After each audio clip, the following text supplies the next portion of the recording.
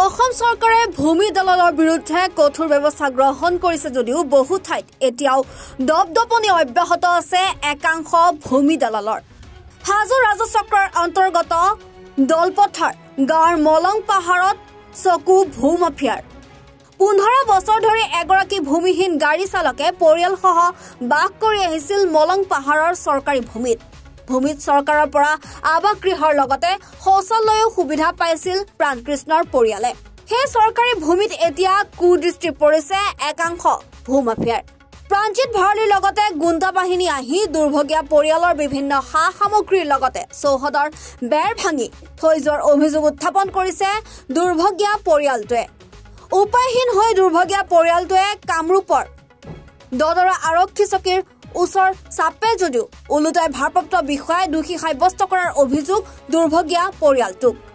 9 বছৰ দলৰ পথাৰ। হয়, আপুনি কিমান বছৰ থাকিলে ইয়াত? 17 বছৰ। এটো কোনটো ৰাজচক্ৰৰ অন্তৰ্গত? সাৰ্কল অফিচ? মণ্ডল অফিচ কোনটো পৰে? এটো মণ্ডল অফিচ আমাৰ হাজো পৰে এটো। হাজো মণ্ডল অফিচ পৰে। হয়। প্ৰাণজিৎ ভৰালী কি কয় আপোনালোকে? প্ৰাণজিৎ ভৰালী সব আমি এনে আমাৰ লগত ইমান বছৰ হাল্লা চলা নাই। দুদিনমান আগৰ পৰা আমাক ফোন কৰি গালি গুৰাজ পাৰি আছে। থাকাৰ পিছত আৰু আমি একো কোৱা নাই আৰু আছো এনেকুৱাই। বৃহস্পতিবাৰ ৰবিবাৰে আমি দুটা কামত গলো। এতিয়া আমাক যাৱাৰ পিছত আৰু আমি এখত ফোন কৰি গালি দিছে। এতিয়া একো নকলো, থাকিলো আৰু মনে মনে। বৃহস্পতিবাৰে মই কোম্পানীত গ'লে এখত গাড়ী লৈ গ'ল। 4:30 বজাত আহিলে। আহি কিনে মালপানী খাই আহিছে প্ৰাণজিৎ ভৰালী আৰু তেওঁৰ খুৰা হেৰি কি আছিল নামটো? মানুহ 4টা মান আছিলে, কিন্তু 4টাৰ মানে দুটা মানুহ নাম মানে তেখেত মানুহটো বয়সস্থ মানুহ। দুটা মানুহ চিনি পোৱা গৈছে পুৰা। বয়সস্থ মানুহ আৰু দুটা মানুহ আছিল, নাম নাজানো। সিহঁতে আহি কিনে এইবিলাক মানে মই কোম্পানীত গ'লো, ল'ৰা ছোৱালী দুটা আছিলে, ছোৱালীটো এই ল'ৰাটো আছিলে। এইবিলাক ভাঙা চিঙা কৰি ল'ৰাটোকো মাৰিম বুলি ৰম দিছিল। ল'ৰাটো কি বুলি কৈছে জানে? যে কৰ স্কুলত পঢ়া? কুশল কৰত পঢ়ো, কুশল হাই স্কুলত পঢ়ো। যদি কুশল কৰত নপঢ়িলো হয় তেনেহ'লে পঢ়া কৰি দিলো হয়, তোৰ অৱস্থা বেয়া কৰি দিলো। এইটো কোনে কৈছে? এই প্ৰাণজিৎ ভৰালীৰ লগত অহা ল'ৰাটো। প্ৰাণজিৎ ভৰালী নহয়, তাৰ লগত অহা ল'ৰাটো এনেকুৱা কৈছে যে যদি কুশল কৰত নপঢ়িলো হয় তেনেহ'লে পঢ়িব নিদিলো হয়। আপোনালোকে দদৰা তাৰ লগে লগে মই আহিলো তাৰপিছত এখেতো আহিলে, আহি কিনে লগে থানাত গ'লো, যে এজাহাৰ দিলো। এজাহাৰ দিয়াৰ পিছত ছাৰে ক'লে কি আমি কালি মাতিম, কালি আমি চাব যাম। ঠিক আছে, আহিলে। ছাৰ অহা নাই, বেলেগ আহিছে। আহি কিনে চাই গ'ল, চাই কিনে আমাক মাতিলে, গ'লো।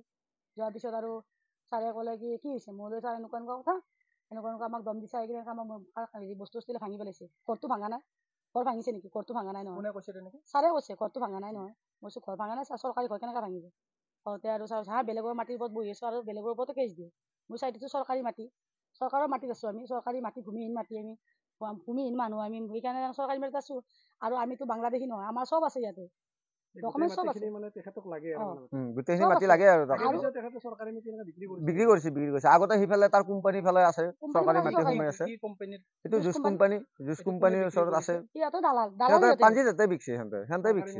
সেইবিলাকৰ হয় আমাৰ ৰাইজৰ মানুহ আনকি প্ৰতিবাদ কৰা গৈছে। আৰু প্ৰতিবাদ কৰা গৈছে, তাৰে পিছত আকৌ এইটো মানে গুপ্ত হেৰি হৈ কিনি মানে কেনেকে কি হৈ গ'ল, ঘপককে মানে বিক্ৰী হৈ গ'ল আৰু হৈয়ে গ'ল আৰু কোম্পানী। প্ৰাণজিৎ ভৰালী মই কৈছো যে প্ৰাণজিৎ ভৰালী এটা কাম কৰিবা, তুমি মানুহ নহয়, কিয় বিচাৰ কাৰ্য কৰিবা? মানে বস্তু ভাঙিব কাৰণে তুমি কালি যাবা, কালি যাই তুমি কাৰ্য কৰা কৰিবাচোন, মই বেৰা দিম। আপুনি যদি ছাৰে কৈছে ছাৰ এই যদি কালি বেৰা দিয়ে তাহলে এই কালি মই গল চিঙি দিম।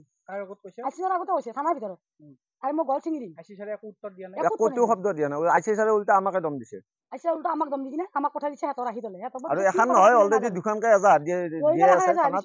দুখন এজাহাৰ দি আছে। দুখন এজাহাৰৰ আমি দদৰা থানাৰ পৰা একো ৰেছপন্স পোৱা নাই, খালি অসন্মানীহে পাইছো। তাতে আমাক মানে যিকোনো ব্যৱহাৰৰ কোনো হেৰি নাই। মানে যেনেকে আপোনাক দম দিছে এনেকে থিয় হৈ আছো বাছ। আৰু এটা কথা, তাৰমানে প্ৰাণজিৎৰ লগত হ'ল মোৰ সৰু বুঢ়া। এই যে ঘৰটো হৈছে সৰু বুঢ়াৰ ঘৰ, সৰু বুঢ়াৰ লগত টেগ হৈছে। সৰু বুঢ়া আমাক উঠাব খুজিছে। সৰু বুঢ়া আচলতে সৰু বুঢ়াৰ মাটি আছিলে, বিক্ৰী কৰিছিল তেখেতে।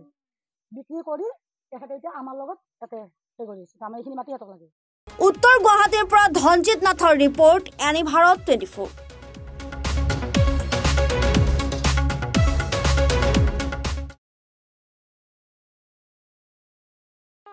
ৰব, আপুনি যে এটা অপৰাধ কৰিবলৈ গৈ আছে, আপুনি জানেনে? এই নাবালিকা গৰাকীক এতিয়াই বিয়াত বহোৱাটো যে এটা অপৰাধ, আপুনি জানেনে? অপৰাধ কেনেকৈ? মোৰ ছোৱালী, মোৰ কথা। তুমি যিয়েই নোকোৱা ভূঞা, 18 বছৰৰ তলৰ যিকোনো কন্যা সন্তানৰ বিয়া দিলেই আইনগতভাৱে এক দণ্ডনীয় অপৰাধ। বিয়া দিয়াজন যিমান দায়ী, বিয়া পতাজনো সমানে দায়ী।